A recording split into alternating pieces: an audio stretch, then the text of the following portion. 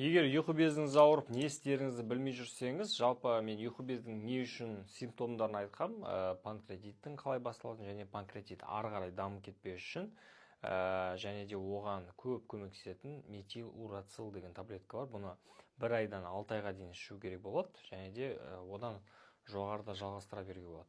Міне ол таблетка осындай қаптамада болады. Бұны аптекада немесе Каспий магазиннен іздеп сатып алсаңыздар болады, немесе бізден тапсырыс берсеңіздер болады. Метил урацил бұл панкреатит кезінде және де 12 желшектің жарасы кезінде, асқазан жарасы кездерінде өте жақсы көмектесетін таблеткалардың бірі. Бұл қазіргі кезде көп ұсынылмайды, ұмытылып кеткен таблетка болып саналады. Бұның орнына панкреатин, тағы сондай нәрселер бар, бірақ мынау более күштірек. Және де бір дәрі сатумен және де оны өндірумен айналыспаймыз. Жоғарыда айтқандай, бұл таблетканы аптекада немесе Каспий магазиннен тапсырыс берсеңіздер болады.